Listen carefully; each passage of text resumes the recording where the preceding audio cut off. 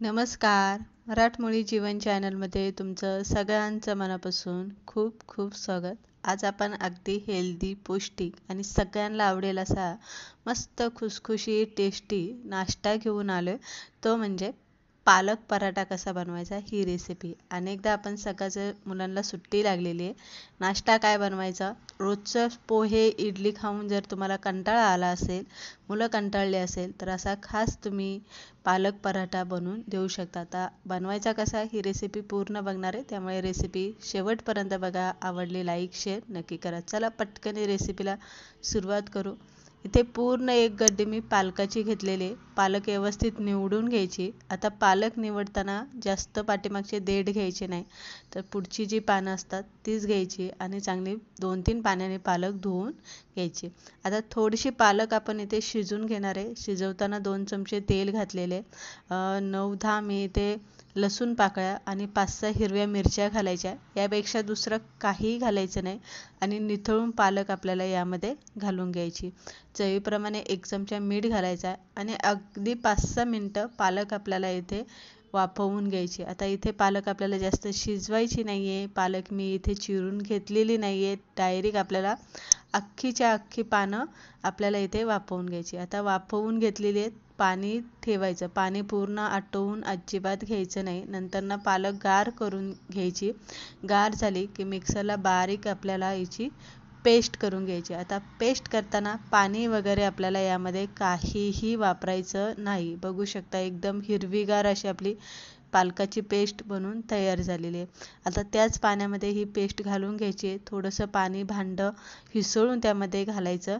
त्यानंतर ओवा, धने पावडर, जिरी पूड, हळद, हिंग, लाल तिखट, मालवणी मसाला, कांदा लसूण मसाला, आपल्याला हे सगळे मसाले घालायचे आणि व्यवस्थित आपल्याला पालकच्या पाण्यामध्ये मिक्स करून घ्यायचं. आता इथे मी गव्हाचं पीठ पहिलं चाळून घेतलेलं होतं.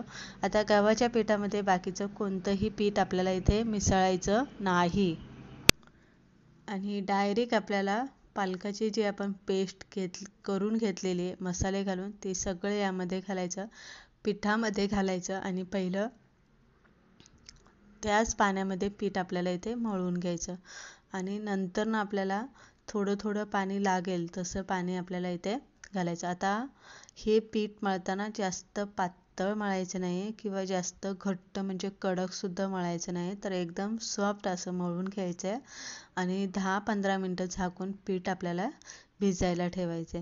तोपर्यंत आपण इथे बटाट्याची भाजी बनवून घेणार आहे. बटाटे उकडून घेतले होते. बटाटे उकडले की लगेच आपल्याला बटाटे असे बारीक करून घ्यायचे नाही, तर बटाटे पूर्ण गार होऊन द्यायचे.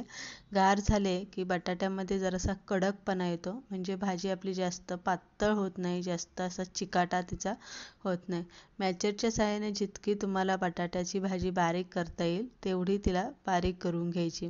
आता भाजी आपण परतून घेणार आहे. तर 2 पळ्या मी तेल घातले, जिरी मोहरी घातली, हळद आणि हिंग घातलं की आपण जो बटाट्याची भाजी आपण बारीक करून घेतलेली ती भाजी आपल्याला यामध्ये घालायची आहे आणि नंतर भाजी आपल्याला थोडीशी अशी परतवून घ्यायची.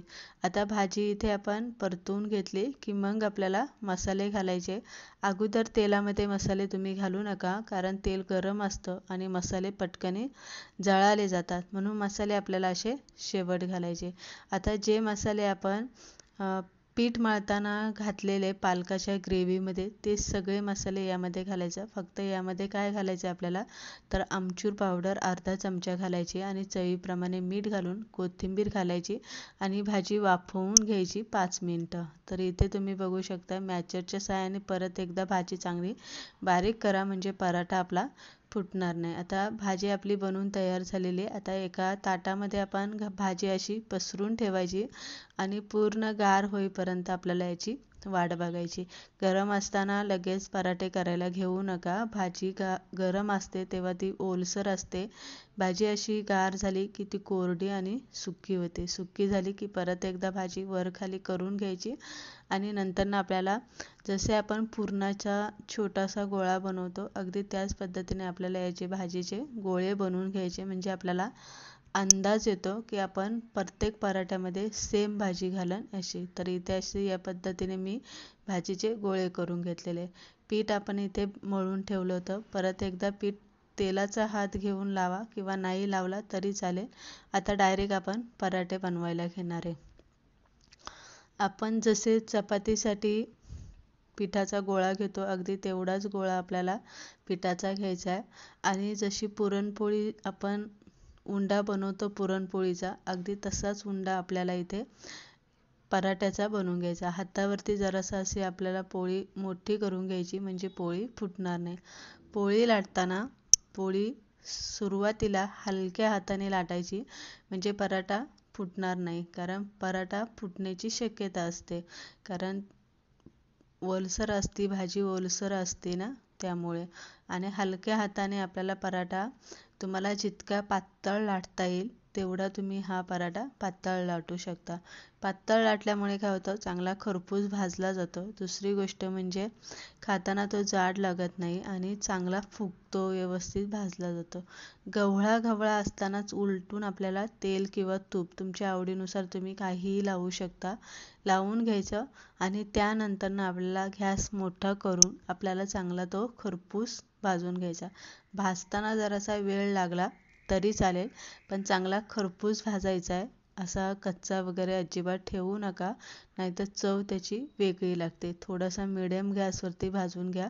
बघू शकताय छान असा आपला हिरवागार टम फुगलेला मस्त असा पालक आलू पराठा आपला इथे बनवून तयार झालेला आहे. आता त्याच पद्धतीने मी तुम्हाला पराठे इथे बनवून दाखवणार आहे. कोणताही पराठा आपला असा नाही आहे की तो फुगलेला नाही आहे किंवा तो फुटलेला आहे.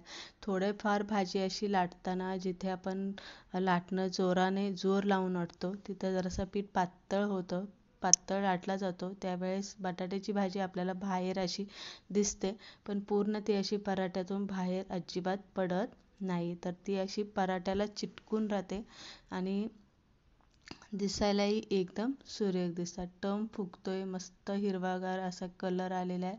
पाहताक्षणी कुणाच्याही तोंडाला पाणी सुटेल इतका जबरदस्त हा पालक आलू पराठा आपला बनवून तयार झालेला आहे.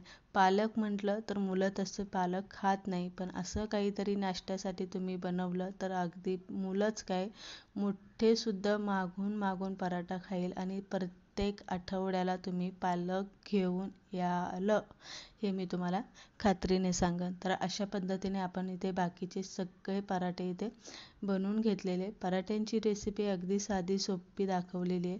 अगदी माझ्या पद्धतीने मी जशी बनवते अगदी तशीच मी तुम्हाला इथे दाखवलेली आहे. त्यामुळे तुम्हाला ही रेसिपी कशी वाटली आणि हा हेल्दी नाश्ता तुम्हाला कसा वाटला हे कमेंट करून नक्की सांगा. आवडला असेल तर लाईक करा, शेअर करा. आठवड्यातून एकदा तरी तुम्ही नक्की बनवा. परत एकदा अशाच रेसिपी